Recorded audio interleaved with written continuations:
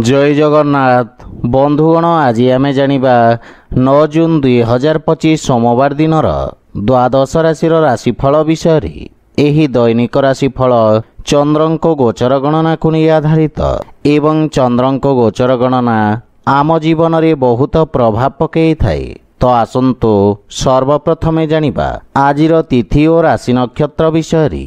आज होउची 9 जून 2025 सोमवार ज्येष्ठ शुक्ल पक्ष त्रयोदशी दिवा 9 घंटा 36 मिनिट गते चतुर्दशी। आज विशाखा नक्षत्र दिवा 3 घंटा 31 मिनिट गते अनुराधा नक्षत्र। आज तुला चंद्र दिवा 8 घंटा 50 मिनिट गते बिछा चंद्र। आजिर सांवत्सरिक श्राद्ध चतुर्दशीर एकधिष्ठ और पार्वण। आजिर शुभ बेला दिवा 8 घंटा 45 मिनिट रु दिवा 10 घंटा 33 मिनिट पर्यंत। आजिर सूर्योदय प्रातः 5 घंटा 10 मिनिट। आजिर सूर्यास्त संध्या 6 घंटा 35 मिनिट। आज सिंह कन्या और मकर राशि महिला मानक घात चंद्र एवं मिथुन राशिर घात बार। आज बिरी खाइबा निषिद्ध। तो बंधुगण आसंतु जानिबा आजिर राशिफल विषय। ता पूर्वरु आम चैनल को जो माने नुआ करी आछंती तळे थिबा लाल रंगर सब्सक्राइब बटन को दबाई आम चैनल को सब्सक्राइब करंतो ओ पाखरे थिबा घंटी बटन को दबाई ऑल रे सिलेक्ट करंतो काहेकि ना आमे अपलोड करिथबा प्रत्येक वीडियो रो नोटिफिकेशन आपण सर्वप्रथमे पाई परिबे। तो प्रथमे जानिबा मेष राशि विषय। आपणक राशि स्थान अष्टम भाव में चंद्रदेवंको गोचर गुप्त शत्रु को सक्रिय करिबा। आपणक कार्यर अंतिम समय रे अवरोध उत्पन्न होई पारे। अतः कोनोसी भी कार्य पूरण न करिबा पर्यंत सार्वजनिक करंतु नहीं। परिवारर कोनोसी सदस्यंक सहित मतभेद देखा देई पारे, किंतु आपण निज बाणी कौशल समस्त को प्रभावित करिवार प्रयास करिबे। जीवन साथी सहित संपर्क रे घनिष्ठता आसीब, किंतु पितांक स्वास्थ्यावस्थार विषय ध्यान रखंतु। निज क्रोध कारणरू संपर्क खराब हेब। बंधु मित्र प्रेम संबंध मानसिक शांति और प्रसन्नता प्रदान करिब। आर्थिक स्थिति मध्यम रहिब।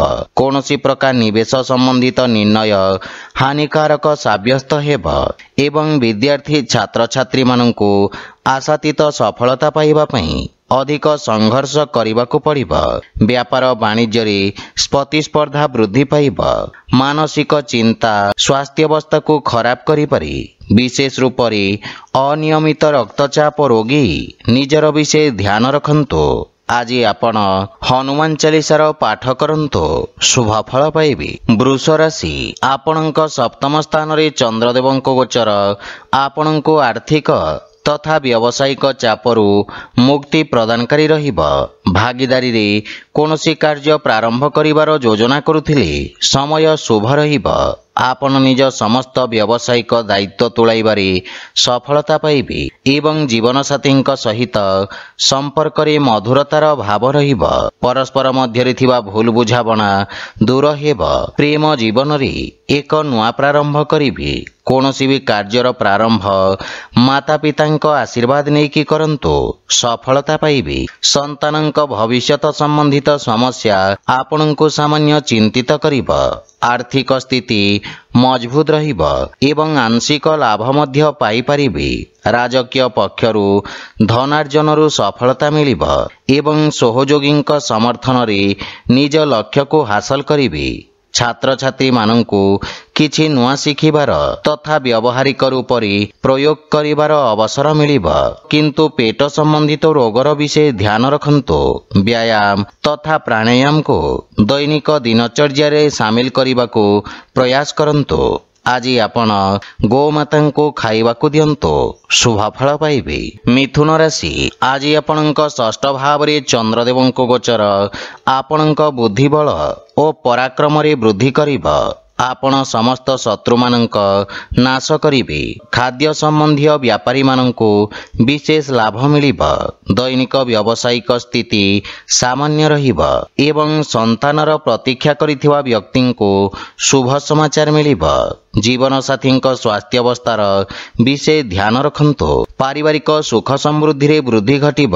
ମାତାପିତାଙ୍କ ସହଯୋଗ ପ୍ରାପ୍ତି ହେବ ତଥା ଭବିଷ୍ୟତ ଯୋଜନାରେ ଆପଣ ଚର୍ଚ୍ଚା କରିବେ ଏବଂ ସମସ୍ୟା ସମାଧାନର ରାସ୍ତା ଖୋଜିବେ। ପୈତୃକ ସମ୍ପତ୍ତି ମିଳିବାର ପୂର୍ଣ୍ଣ ଯୋଗ ରହିଛି। ଆର୍ଥିକ ସ୍ଥିତି ଉତ୍ତମ ଅନୁକୂଳ ରହିଛି ଏବଂ ସୁଖ ସୁବିଧାରେ ଧନର ଅପବ୍ୟୟ ଠାରୁ ଆପଣ ଦୂରେଇ ରୁହନ୍ତୁ।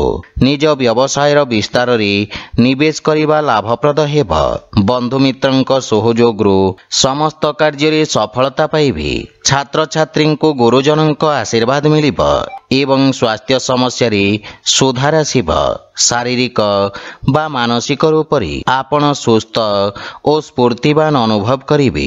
ଆଜି ଆପଣ ଭଗବାନ ସୂର୍ଯ୍ୟଦେବଙ୍କୁ ଜଳ ଅର୍ପଣ କରନ୍ତୁ, ଶୁଭଫଳ ପାଇବେ। କର୍କଟ ରାଶି, ପଞ୍ଚମ ଭାବରେ ଚନ୍ଦ୍ରଦେବଙ୍କ ଗୋଚର ସମସ୍ତ କ୍ଷେତ୍ରର ବିଦ୍ୟାର୍ଥୀମାନଙ୍କ ପାଇଁ ଶୁଭ ସମାଚାର ନେଇକି ଆସିବ ଏବଂ ମାନସିକ ଶାନ୍ତି ମିଳିବ ତଥା ଭବିଷ୍ୟତକୁ ନେଇଥିବା ଚିନ୍ତାର ସମାଧାନ ମିଳିବ। ଆପଣଙ୍କ ମହତ୍ୱାକାଂକ୍ଷା ଚରମରେ ରହିବ। ପରିବାରରେ ସୁଖଦ ବାତାବରଣ ଲାଗି ରହିବ। ଆପଣଙ୍କ ଭାଇ ଭଉଣୀଙ୍କ ସହିତ କିଛି ଅସାମଞ୍ଜସ୍ୟ ସ୍ଥିତି ଦେଖାଦେଇପାରେ, କିନ୍ତୁ ଚର୍ଚ୍ଚା ଦ୍ୱାରା ମତଭେଦ ଦୂର ହେବ। ମାନସିକ ଶାନ୍ତି ଓ ପ୍ରସନ୍ନତା ପ୍ରାପ୍ତି ହେବ। ପ୍ରେମ ସମ୍ବନ୍ଧରେ କିଛି ମନମାଳିନ୍ୟ ହେବାର ଆଶଙ୍କା ରହିଛି। ଆର୍ଥିକ ସ୍ଥିତିରେ ସୁଧାର ଆସିବ। ନଗଦ ଅର୍ଥ ସମସ୍ୟା ଦେଖାଦେଇପାରେ। ଆପଣଙ୍କ ମାନ ସମ୍ମାନ ଓ ପଦ ପ୍ରତିଷ୍ଠାରେ ବୃଦ୍ଧି ଘଟିବ। ସମାଜରେ ଆପଣ କିଛି ସକାରାତ୍ମକ ପରିବର୍ତ୍ତନ ଆଣିବେ ଏବଂ ତ୍ୱଚା ସମ୍ବନ୍ଧିତ ରୋଗରୁ ମୁକ୍ତି ମିଳିବ।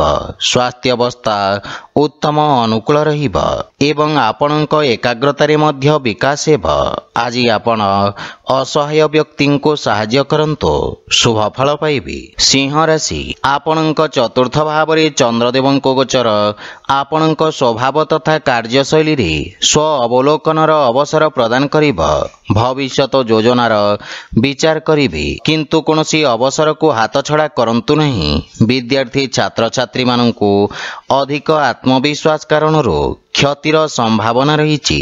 ମାତାଙ୍କ ସହିତ କିଛି ବୈଚାରିକ ମତଭେଦ ଦେଖାଦେଇପାରେ।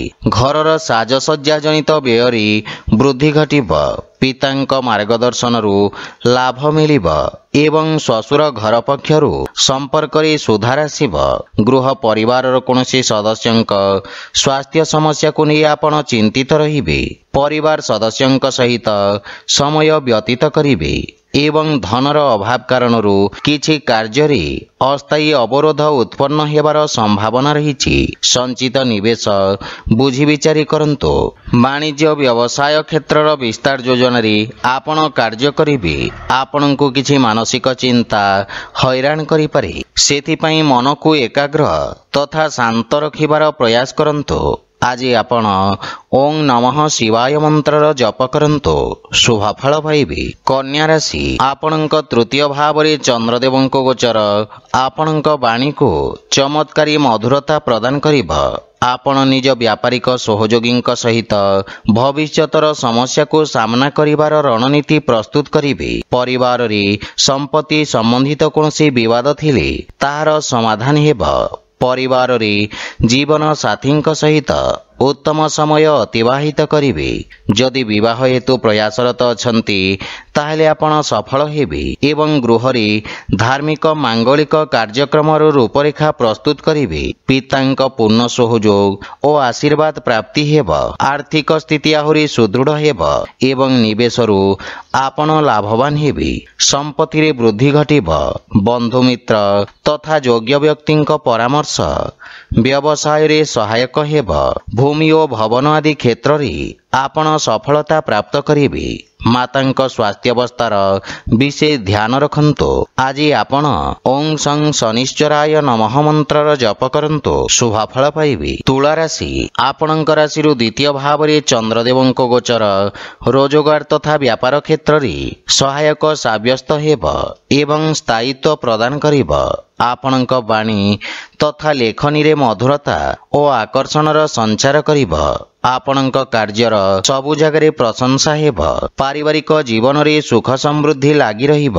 ଜୀବନସାଥୀ ଆପଣଙ୍କ ସମ୍ମାନ କରିବେ ଏବଂ ସମ୍ପର୍କରେ ଘନିଷ୍ଠତା ଆସିବ। ଛୋଟ ଭାଇ ଭଉଣୀଙ୍କ ଠାରୁ ଆପଣଙ୍କୁ ସ୍ନେହ ମିଳିବ ଏବଂ ସେମାନେ ଆପଣଙ୍କ ଅନୁସରଣ କରିବେ।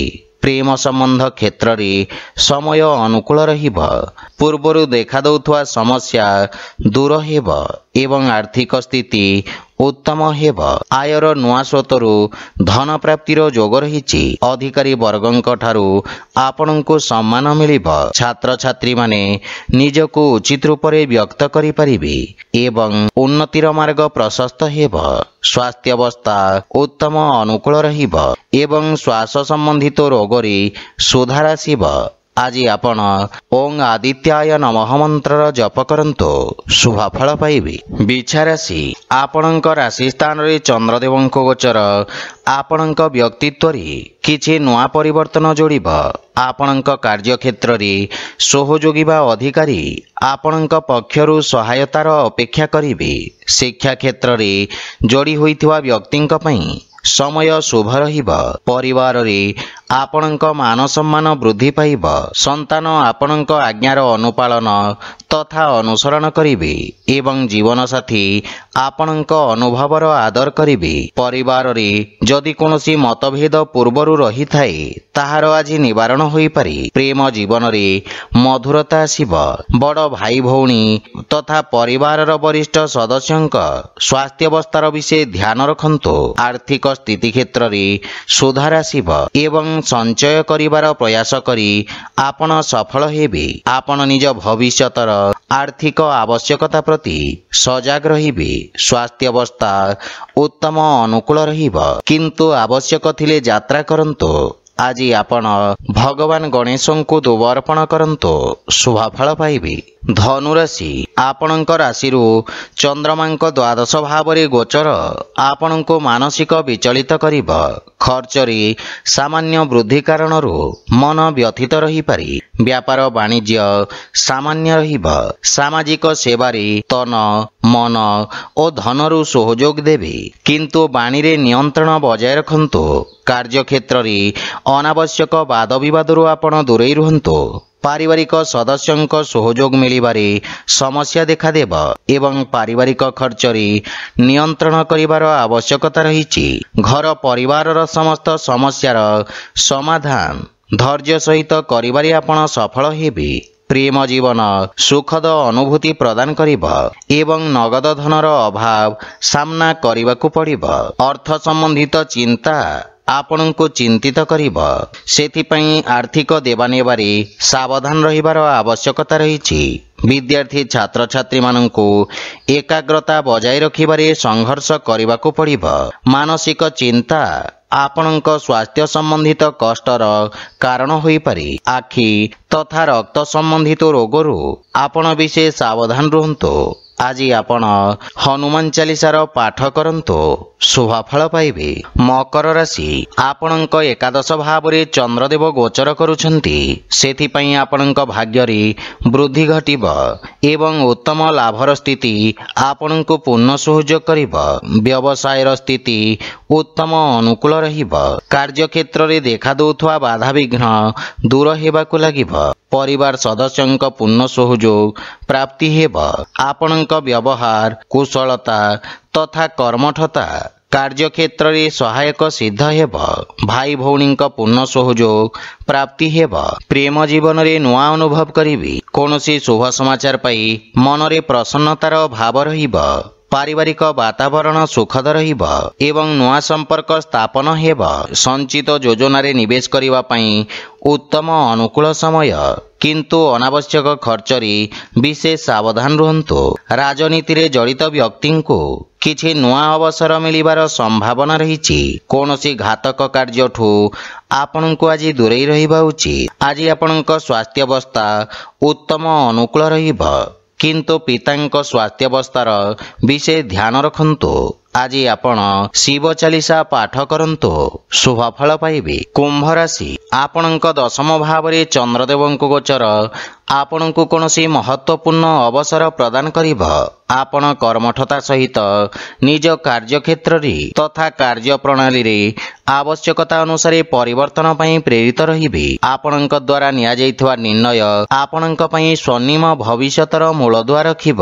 ଜୀବନସାଥୀ ଆପଣଙ୍କ ସମସ୍ତ ପ୍ରୟତ୍ନରେ ଆପଣଙ୍କ ପୂର୍ଣ୍ଣ ସହଯୋଗ କରିବେ ଏବଂ ସନ୍ତାନଙ୍କ ଭବିଷ୍ୟତ ପ୍ରତି ଆପଣ ଚିନ୍ତିତ ହେବେ। ପାରିବାରିକ ସ୍ଥିତି ଆପଣଙ୍କ ସପକ୍ଷରେ ରହିବ ଏବଂ ପିତାଙ୍କ ମାର୍ଗଦର୍ଶନ ବା ସହଯୋଗ ମିଳିବ।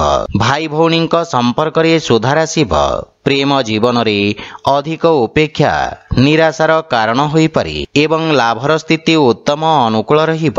ଆୟର ନୂଆ ସ୍ରୋତର ବିକାଶ ହେବ। ଛାତ୍ରଛାତ୍ରୀମାନେ ଭବିଷ୍ୟତର ଆବଶ୍ୟକତା ଅନୁସାରେ ନିଜ ବ୍ୟବସାୟ ତଥା ଅନୁରୂପ ଆବଶ୍ୟକ କୌଶଳର ଚୟନ କରିବେ। ସ୍ୱାସ୍ଥ୍ୟାବସ୍ଥା ଉତ୍ତମ ଅନୁକୂଳ ରହିବ ଏବଂ ଆପଣ ଶାରୀରିକ ରୂପରେ ନିଜକୁ ସମର୍ଥ ବା ଉର୍ଜାବାନ ଅନୁଭବ କରିବେ। ଆଜି ଆପଣ ବଜରଙ୍ଗ ବାଣ ପାଠ କରନ୍ତୁ, ଶୁଭଫଳ ପାଇବେ। ମୀନ ରାଶି, ଆଜି ଆପଣଙ୍କ ଭାଗ୍ୟ ଆପଣଙ୍କ ସପକ୍ଷରେ ରହିବ। ପୂର୍ବରୁ ଅଟକି ରହିଥିବା କାର୍ଯ୍ୟରେ ଗତି ଆସିବ, କିନ୍ତୁ କିଛି ମାନସିକ ଚିନ୍ତା ଲାଗି ରହିପାରେ। ଆପଣ ପରାକ୍ରମୀ ତଥା କର୍ମଠ ରହିବେ। କାର୍ଯ୍ୟକ୍ଷେତ୍ରରେ ସମସ୍ତ ବାଧା ଦୂର କରି ଆପଣ ସଫଳତା ପାଇବେ। ବ୍ୟବସାୟିକ ବ୍ୟସ୍ତତା କାରଣରୁ ପରିବାରରେ କମ୍ ସମୟ ଦେବେ, କିନ୍ତୁ ପରିବାରର ପୂର୍ଣ୍ଣ ସହଯୋଗ ମିଳିବ ଏବଂ ଜୀବନସାଥୀଙ୍କ ସହିତ ସମ୍ପର୍କରେ ସୁଧାର ହେବ। ପ୍ରେମ ଭାବ ବୃଦ୍ଧି ପାଇବ। ପାରିବାରିକ ଜୀବନ ଶାନ୍ତି ଓ ସୁଖମୟ ରହିବ। ଭାଇ ଭଉଣୀଙ୍କ ସହିତ ଆପଣ ଉତ୍ତମ ସମୟ ବ୍ୟତୀତ କରିବେ। ପିତାଙ୍କ ପକ୍ଷରୁ ଆଶୀର୍ବାଦ ମିଳିବ। ପ୍ରେମ ଜୀବନରେ ନବୀନତା ଆସିବ। ଛାତ୍ରଛାତ୍ରୀମାନଙ୍କୁ ବନ୍ଧୁମିତ୍ରଙ୍କ ସହଯୋଗ ମିଳିବ ଏବଂ ଆର୍ଥିକ ସ୍ଥିତି ଉତ୍ତମ ଅନୁକୂଳ ରହିବ। ସଞ୍ଚିତ ନିବେଶ ପାଇଁ ଆର୍ଥିକ ସ୍ଥିତି ଓ ସମୟ ଅନୁକୂଳ ରହିବ। ରାଜନୈତିକ ବ୍ୟକ୍ତିଙ୍କ କ୍ଷେତ୍ରରେ ଖ୍ୟାତି ତଥା ପ୍ରଭାବ କ୍ଷେତ୍ରର ବିସ୍ତାର ଘଟିବାର ଯୋଗ ରହିଛି। ଆପଣ ନିଜ କାର୍ଯ୍ୟରେ କିଛି ଶିଥିଳତା ଅନୁଭବ କରିବେ। ସ୍ୱାସ୍ଥ୍ୟାବସ୍ଥା ଉତ୍ତମ ଅନୁକୂଳ ରହିବ। ଗଣ୍ଠି ତଥା ଅସ୍ଥି ସମ୍ବନ୍ଧିତ ରୋଗରୁ ଆପଣ ବିଶେଷ ସାବଧାନ ରୁହନ୍ତୁ। ଆଜି ଆପଣ କିଛି ଗହମ ତଥା ଗୁଡ଼ର ଦାନ କରନ୍ତୁ, ଶୁଭଫଳ ପାଇବେ। ତ ବନ୍ଧୁଗଣ, ଏହା ଥିଲା ଆଜିର ରାଶିଫଳ ବିଷୟରେ। ଯଦି ଭିଡ଼ିଓଟି ଆପଣମାନଙ୍କୁ ଭଲ ଲାଗିଥାଏ, ଲାଇକ୍ ସେୟାର ଓ କମେଣ୍ଟ କରି ଜଣାନ୍ତୁ ଏବଂ ଆମ ଚ୍ୟାନେଲକୁ ସବସ୍କ୍ରାଇବ କରନ୍ତୁ। ଜୟ ଜଗନ୍ନାଥ।